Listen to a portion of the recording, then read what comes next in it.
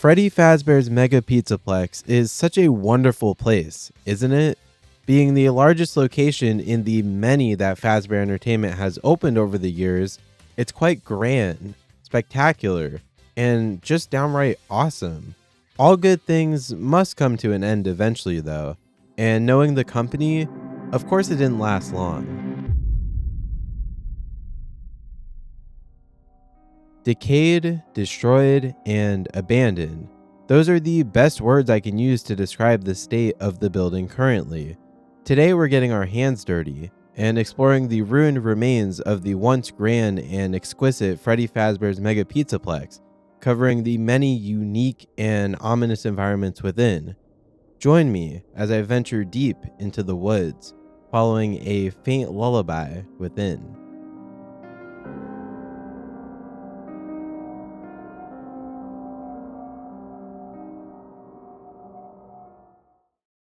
Our journey begins at the entrance of the Mega Pizzaplex. The lobby is covered in beautiful sunrays from the large covered windows, but the actual state of the building is quite grim. Just like the sunrays, other elements of nature have begun to invade the area. The checkered floors are out of place, tiles lifted up from their proper pattern. Grass and weeds are beginning to grow from underneath them. Water also pools around the space, creating small puddles in the unevenness of the once perfect flooring. The outside world is leaking in, and it's only a matter of time before more starts to overtake it. The large posters on the walls of the former animatronic stars are fading, representing the downfall of not just the band, but Fazbear Entertainment as a whole. This lobby does an amazing job at giving the player a taste for what's to come. Thinking about Candy Cadet's story later in the game, this lobby is essentially a field right outside the forest where the monster lurks. It's not too late to turn back, but in search of Gregory, we progress. The room also shows more substantial signs of decay, with large gaping holes revealing the floors below. There's also signs of others before you, most likely urban explorers or just bored teenagers. The walls here are covered with countless graffiti markings, some more ominous than others. This one specifically being our biggest warning out here. Even the facade that Fazbear put up to make it seem like everything was under control is now falling apart. Nothing is under control now. Despite the state of things, a humming neon light shows that the building does still have some amount of power running through it. Fortunate for us, I suppose. Venturing deeper shows us more signs of decay and rot, the most notable being a statue of Freddy Fazbear, now tipped over, paint chipped, and covered in dirt. The statue has one seemingly unimportant detail.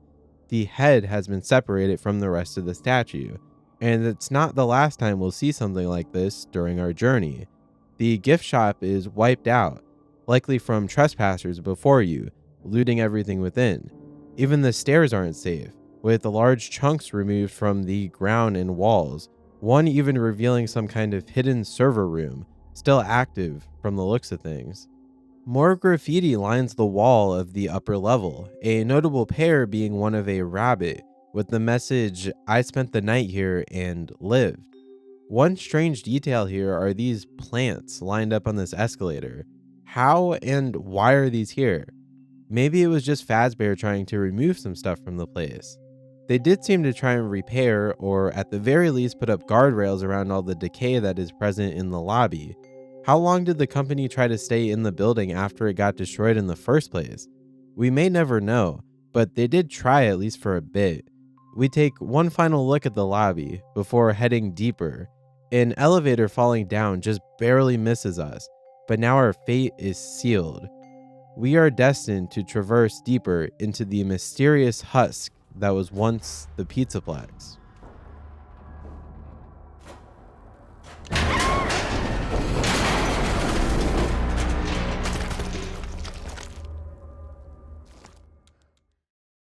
The kitchen is in significantly worse shape from the lobby. Piles and piles of trash and rotting food are overtaking the area. Bugs can be seen thriving in such an environment, but for us it's just straight up disgusting.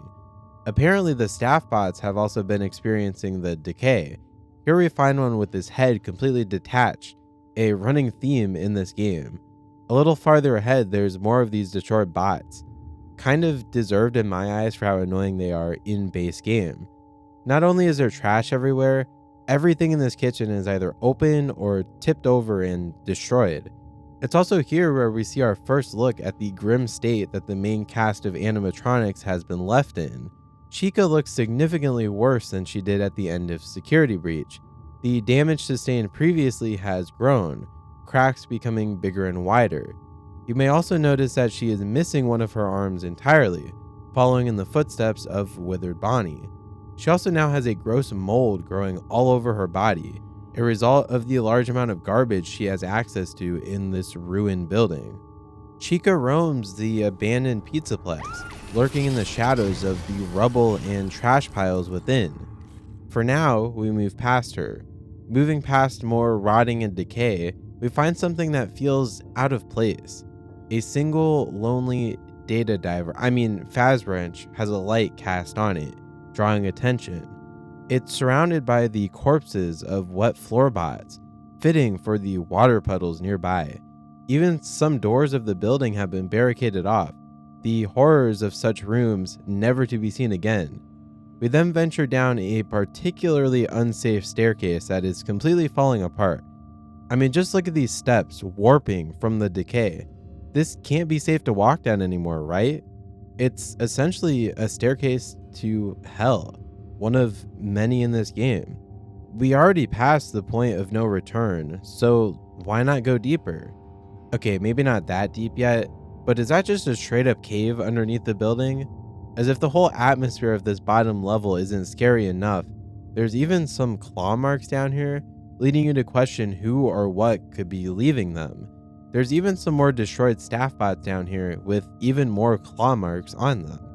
It's here that I want to talk about a different aspect of the environment, lighting. I know I already did a lighting video, but it's such a huge aspect of this game's atmosphere. From the almost comforting glow of the main entrance to the now dark and dim views of the utility tunnels, every scene in this DLC, which was free by the way, is beautifully done and perfectly enhances the environments. I bring this up here because I just love the way these tunnels were done. It really is truly creepy and sets the tone for the entire game. Here we can even find the title screen view, which is just a neat thing that I think is cool. It's also down here where we run into none other than the shell of Monty.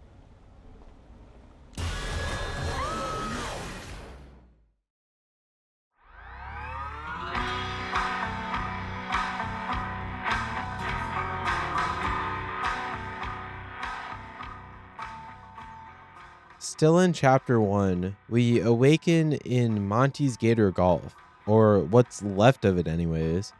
Here we can see more of the same decay as before, but arguably to a greater degree. A big difference from base game is just how much of the area is blocked off.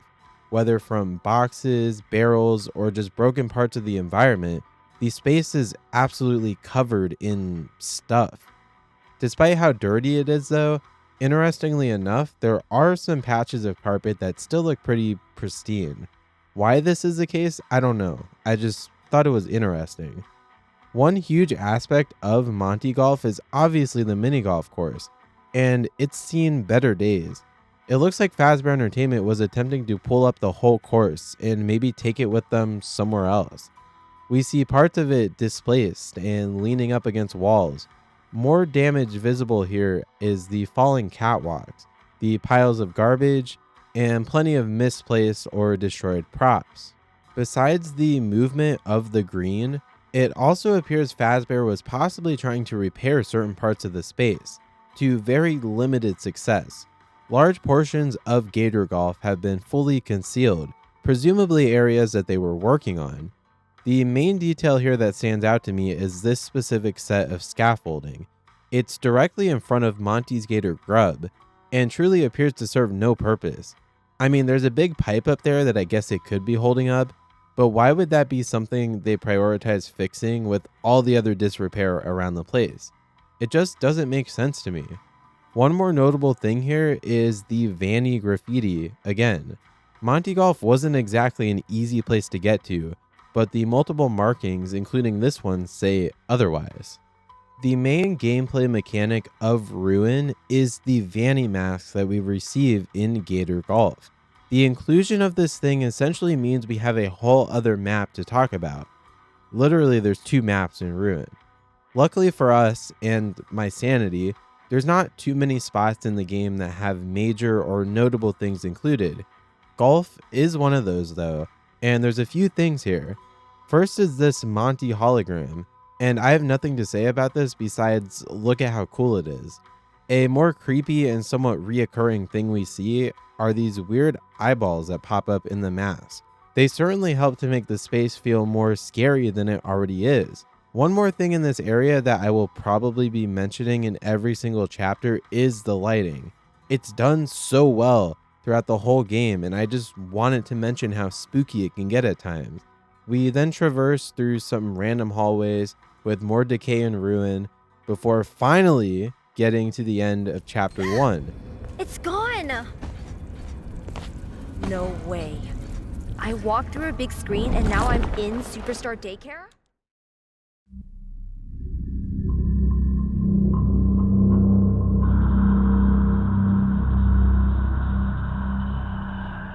Chapter 2 of Ruin takes us through the remains of the Superstar Daycare. Interestingly enough, one of the first things we see here is a lack of damage or decay. Unlike every other animatronic, the Glamrock endoskeletons appear to be completely undamaged and unchanged by the chaos around them. I wonder why this is the case. Around them we find our typical damage, with floor tiles missing, cobwebs covering the play structures, and just general disarray. It does appear that yet again, the company was trying to salvage what they could before abandoning the complex entirely. The arcade appears to have been in the process of being gutted, with all the machines scattered about frantically outside the door. Oh yeah, I guess it's here I should say that not all the endos are unscathed. This poor soul, right next to my favorite arcade machine, House of the Bear, has definitely not been as lucky as the others. Seriously, this cabinet is the most recognizable to me for whatever reason, and is one of the only ones that I can remember by name. Many pathways have also been blocked off for whatever reason. Gameplay wise, it was just to stop you from wandering off, but lore wise, it just kind of feels random to me. There's also more Vanny markings here, which at least makes more sense than the Gator Golf one, since it's way closer to the entrance of the building. Actually, who is even making this graffiti?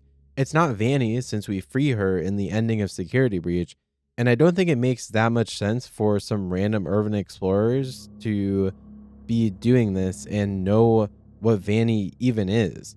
Weird. Last time I'll mention these endos, but while looking over the game again, I realized that there's quite a bit of broken endo parts in certain areas of the daycare. It looks like they also left claw markings behind as if they were struggling before being torn apart by something. That's pretty creepy if you think about it. The play area itself is just as ruined as everything else, with all the grid and walls just completely falling apart. It's all very dirty and faded too. A lot of the tubes and play structures are pretty much completely unrecognizable from how they were in base game. These tubes are one such instance of damage that stuck out to me during my tour of the ruined Pizzaplex. Someone was here though, and even left guide arrows for you to get to Eclipse, so that's nice of whoever that is. The other half of the place is just as ruined, if not more. This collapsed walkway is a prime example of this damage. Another thing is the statue in the gift shop that is completely destroyed. The shop itself has had most of the merchandise taken out of it, and feels so empty that way. That's a good way to describe the feeling that Ruin invokes. Empty, desolate, abandoned, hopeless, and lonely. The final area, see I told you this chapter would be way quicker than the first, is the daycare theater. It's a mess, with trash and objects laying all around the space. This also looks like another area that Fazbear was messing around in after whatever incident occurred. Slightly related, this endo actually managed to scare me when I was wandering through the building for this script. The mask comes into play with some cool scenes here too. In the hidden daycare room, the ceiling turns into something insane. It shows a scene from the Balloon Boy World arcade game, referencing the fact that you can play it in this room in Security Breach. Another great use of the mask is when this giant endo appears and is crawling out of the screen. Most of the visuals in the mask make the otherwise ominous environments of Ruin significantly less scary. This is no different, but this shot of the endo is really cool and a good use of the mask's abilities. The chapter ends when we jump down the throat of the endo and end up in some random vent.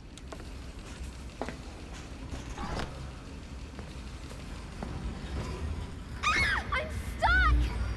Help!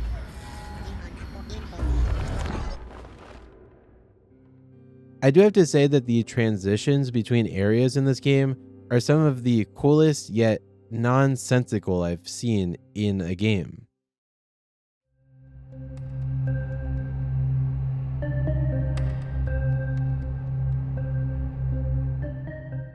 Chapter 3 starts with a ride on the gondola that takes you through the journey of the band. It follows a young Monty yearning to be something more. He wants to be a part of the show. Luckily for him, Bonnie decides to give up his spot on the band and let Monty have the spotlight. At least, that's what Fazbear Entertainment wants you to think. As I'm sure you're aware, this is a downright lie, and there's hints of that being the case within the ride itself. Towards the end, when Monty is performing on stage, he's got a big storm coming from him. Hidden within is a cutout of Bonnie, showing more of the truth. Another notable detail here is yet another Freddy statue with the head ripped off. I wonder if that means anything. When actually arriving at the catwalks, the damage is consistent with the fallen walkways seen earlier in the lower part of Monty Golf. Fazbear also had their grubby hands here too, with signs of them attempting to repair the precarious paths all over the place. Overall, the catwalks are a really short chapter, with not too much to talk about. It is here that I want to mention the various ways the environments of Ruin were crafted to guide you. In this chapter, it's these wires that go from camera station to camera station, leading you near where the security nodes are. There's also virtual wires of sorts in the mask mode that will help you pinpoint an object's exact location. Down below in chapter 1, there's multiple cutouts of Helpy that, well, help to guide the player through the maze of debris. We see another one of these in the daycare, and in other parts of the game we haven't been to yet. Steel Wool clearly learned from the mess that is base game Security Breach, and how easy it was to get lost and not know where anything is. There's nothing wrong with an open world game, but the way they executed it left many confused. I love the approach taken in Ruin, having smaller, more focused environments and areas for us to explore. The smaller game allowed them to craft each environment carefully, adding so many little details. So many, in fact, that I'm not even covering them all in this video because it would just be hours long at that point.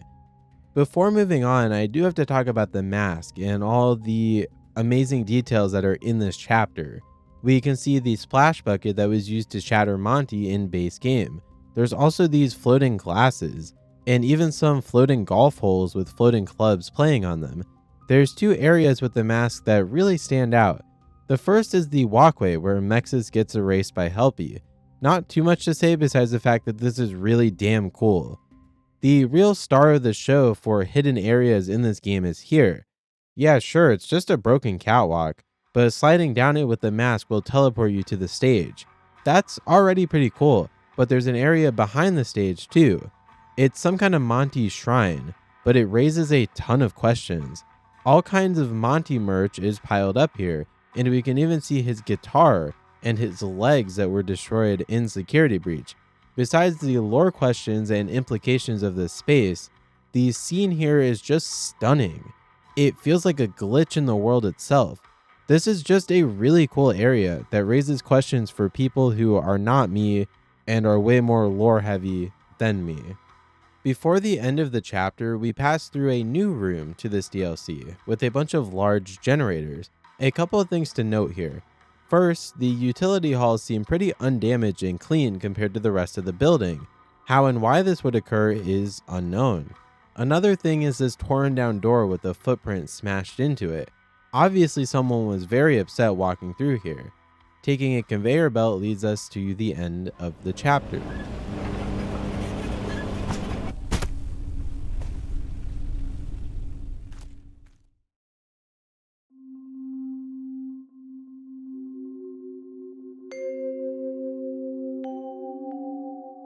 Chapter 4 takes us to Chica's Bakery, an area that you might not even know existed in Security Breach. Much like everywhere else in the building, the area is overwhelmed by trash and debris. It's clear that the company was also around this area after everything happened, indicated by fences and cones surrounding the gaping hole in the floor. The bakery itself is just as ruined as everything else we've seen so far. The one notable feature here is the recharge station that Chica falls off of the conveyor belt into. The blue glow from the battery acid gives the environment here some very cool lighting. It also does a great job directing your attention to Chica. The space itself being largely blocked off also leads to more attention on Chica. This small portion of the game where you're walking behind the barriers is simple, but the lighting here is pretty peak. It just works so well and leads to a fairly creepy walk. Food and garbage are everywhere in the bakery, but besides that, there's not much of note. One thing that is a nice touch is having to essentially be eaten by the cupcake in order to progress. It's just a fun detail.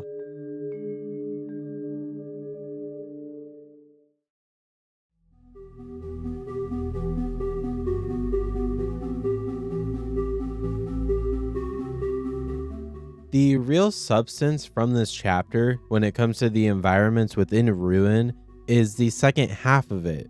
It starts off normal with some generic utility tunnels. I will say that these tunnels, just like in the last chapter, are far less dirty and damaged than everywhere else in the building. It's such a weird detail, and I can't figure out why that's the case. Anyways, eventually we make it to a door only accessible with the mask, and what's on the other side can only be described as intriguing.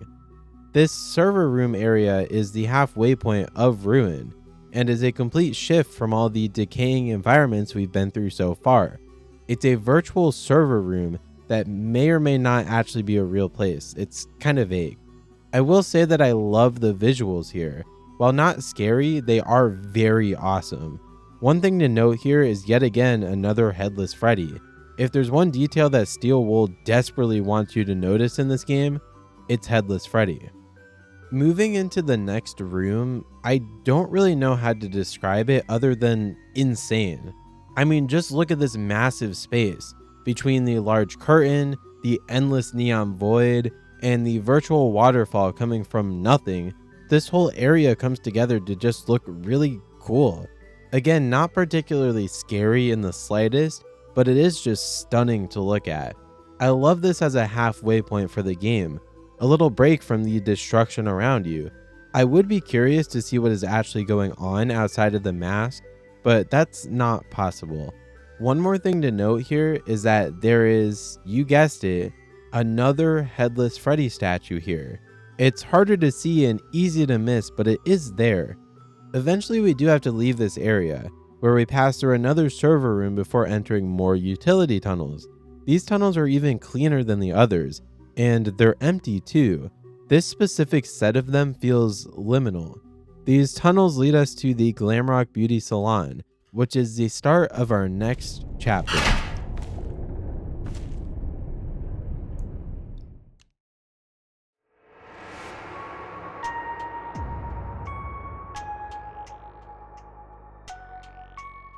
Chapter 5 begins in the back of the salon, and obviously the area is in complete decay and ruin. What's new?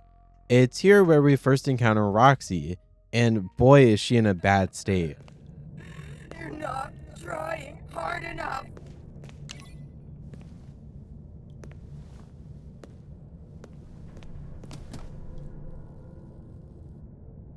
Poor Roxy. Who's there? You find her with a dim light shining on her while she's crying in front of a broken mirror. Somewhat ironic if you think about it. She used to think she was so perfect and always was concerned with being the best. Now she's stuck like this. Broken props cover the building and large chunks of its structure have collapsed. The salon and the area surrounding it are one of the most blocked off spaces compared to base game. You're basically walking through tight corridors made of debris and wreckage. The destruction itself is interesting, but the environmental storytelling that the mask provides is far more interesting. Throughout the space, you can find many cardboard cutouts showing the story of Cassie, or at least part of her story. The mask appears to warp reality in seemingly random ways, so I wonder what is causing it to show Cassie these. It shows Gregory befriending Cassie after something happened, as well as how close Roxy and Cassie were. The mask also tends to have a weird obsession with creepy eyeballs, which, while not super scary, is super random. Perhaps it's playing into Cassie's fears, or it's just Steel Wool trying to make something creepy. We saw eyeballs earlier in Monty Golf, but Cassie didn't seem to mind then. That's it for the first part of the chapter, but there's a whole second part that's far more exciting to me.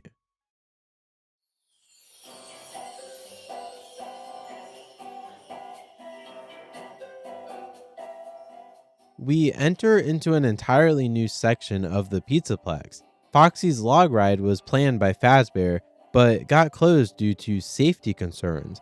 Interesting for a company that doesn't seem to have too many concerns about anything. I love the theming here. Cowboy Foxy might not make the most sense, but I like it for whatever reason. This is one area that I desperately wish we could have seen during the Pizzaplex's prime. In here, we do see the same general disrepair and ruin, but I wonder how long it was abandoned before the events of base game.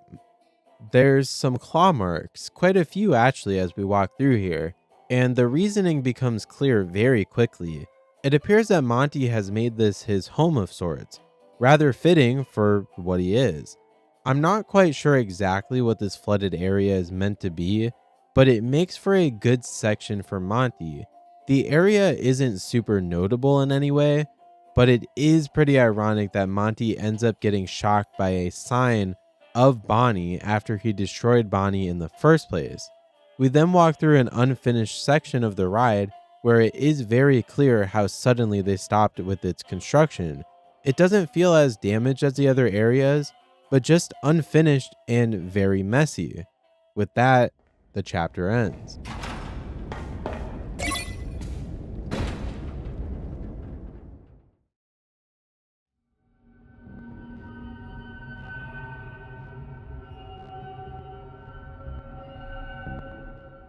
Chapter 6 of Ruin is a quick one. We sneak through Roxy Raceway, which is just as ruined as everywhere else in the building. Actually, it may honestly be more damaged. Almost the whole area is completely blocked off by temporary walls.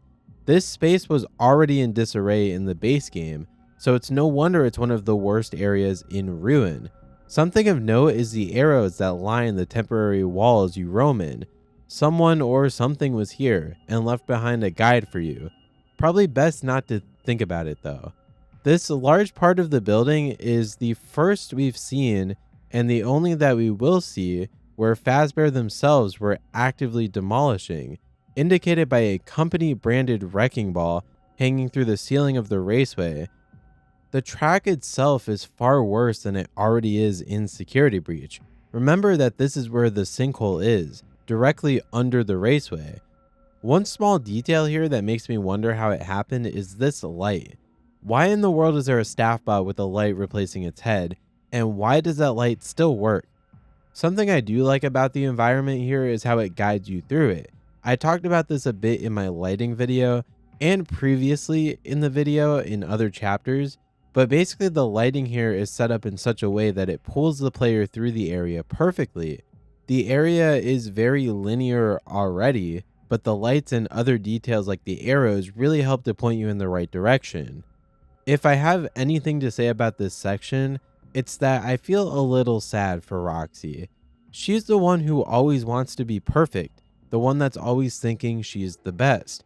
She's wrong, but that's not the point. The point is that she's left to wander around her ruined raceway, not really knowing what's even going on since she's blind now.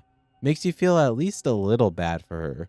That is literally the whole chapter, so on to the next one.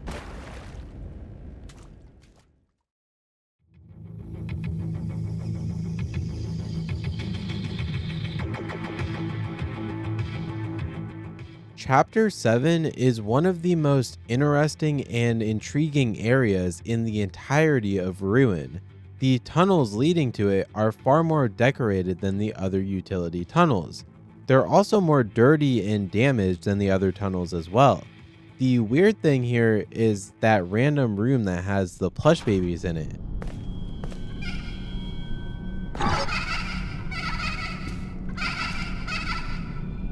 They're real too because they appear out of the mask. They disappear as you look away from them, which besides being incredibly creepy, raises a ton of questions. That's the tunnels, but now to the actual Bonnie Bowl. The bowling alley is obviously very messy and in disarray, but we've seen this everywhere else in the building. The lanes themselves appear to have taken the brunt of the damage within this area. The ceiling has completely collapsed, leading to a ton of debris blocking most of the area. There's also massive gaping holes in the floor, which reveal another section of the building below, kind of like in the lobby. The mask provides some stunning visuals here, creating large bowling balls where the holes in the floor are. While that's definitely not how they got there, I wonder why the mask chooses to do what it does and where it does and doesn't change stuff. The upper area is fairly clean, at least for Ruin standards. Obviously there's still plenty of damage, but nothing as insane as what's going on within the lanes themselves.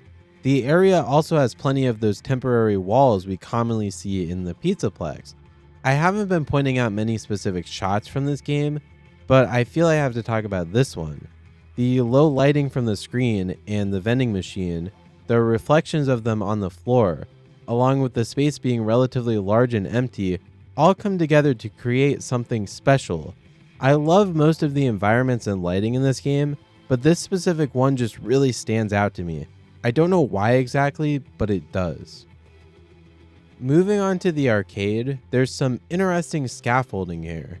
Like the other scaffolding we've seen in this game so far, it doesn't particularly make much sense for it to be here. Besides that, all of the arcade machines seem to be damaged in some way, even ones that don't appear to have been moved or been hit by any debris from the decay around them.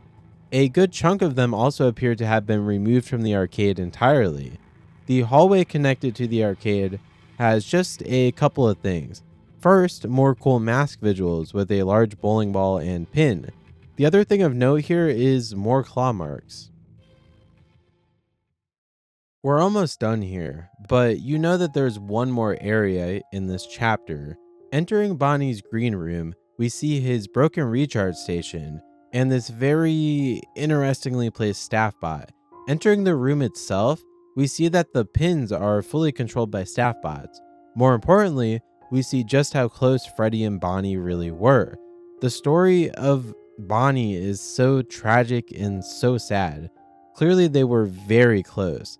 And Bonnie had some Freddy merch and a poster from Freddy in his room.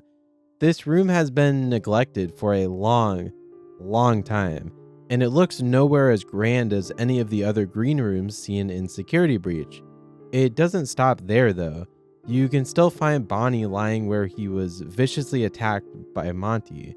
Now, whether or not Monty meant to do this or was under control by something else is not important. What's important is this very sad scene. Look at this. He was just left for dead and forgotten by everyone.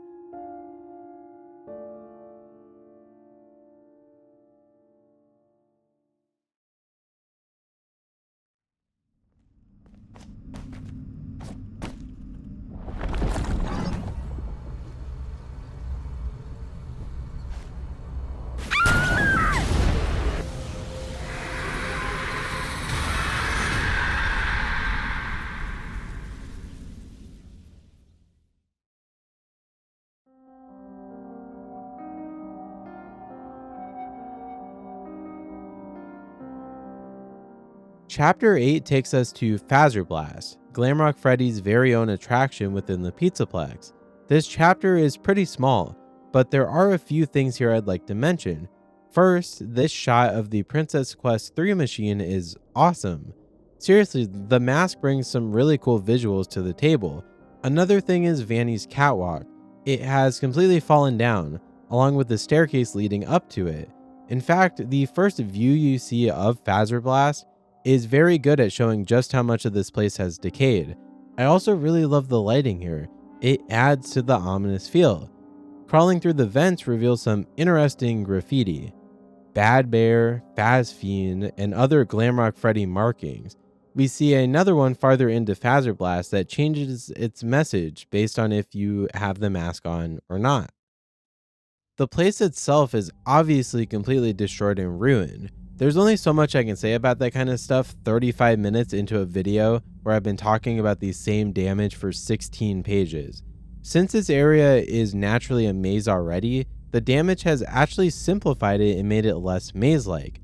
The real star of Chapter 8, and I suppose of the Pizzaplex as a whole, is Glamrock Freddy. Found buried beneath some of the rubble, he's seen better days. There's a single light shining on him from above, drawing attention to him. The chase that follows is one of the best parts of the game. While very simple, it's very effective at being scary, even if Freddy isn't really that big of a threat. A neat detail here is that the tunnel you run through is made out of debris that is being held up by staff bots. This chapter is short and precise with what it wants to show you. One more thing here is the vents and tunnels you escape through. They are very clean, which matches most of the other utility tunnels in the game.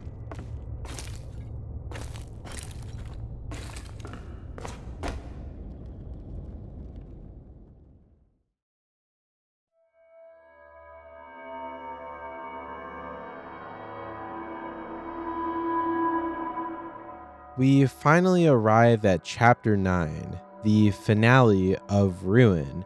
It starts off in the Raceway, which we've seen previously. The damage here is similar to the other part of the Raceway we saw back in Chapter 6. The general disrepair, the collapsing floor, and the random stuff everywhere. The big thing here is Roxy. How did she even get like this? Moving deeper, we see that the literal foundations of the building are collapsing. I'm surprised Cassie is still alive with how destroyed this place is. Taking the elevator down, we arrive in the caves beneath the Pizzaplex. The main tunnel to Freddy Fazbear's Pizza Place has collapsed, leading us down a different path from Security Breach. We crawl through a cave, the roots in the walls reaching out to us.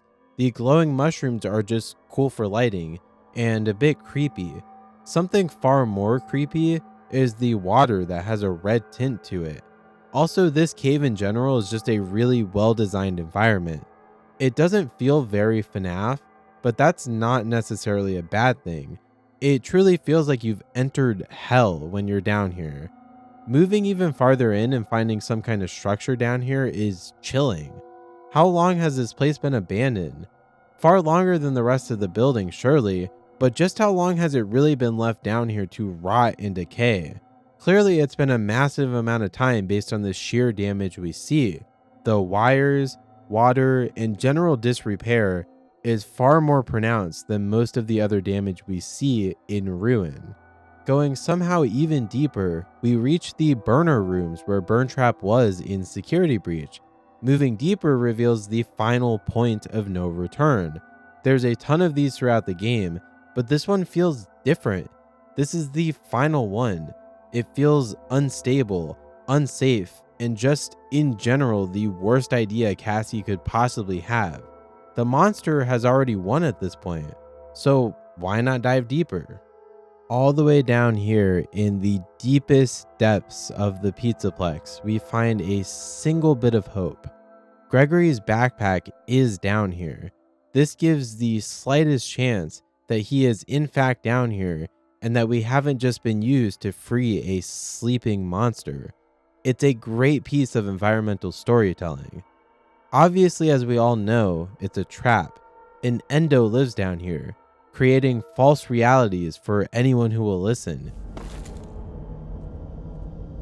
You saved me! You saved me. Gregory? I'm Gregory. You're not Gregory. What are you? I'm Gregory. Got me! Get out of here! Run! The final chase is through a crammed cave system.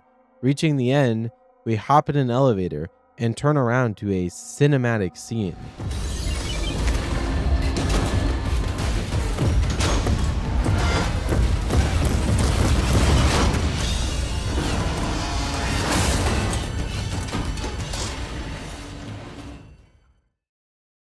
Five Nights at Freddy's Security Breach Ruin is a fantastic DLC. It was super fun to explore every single area in this game.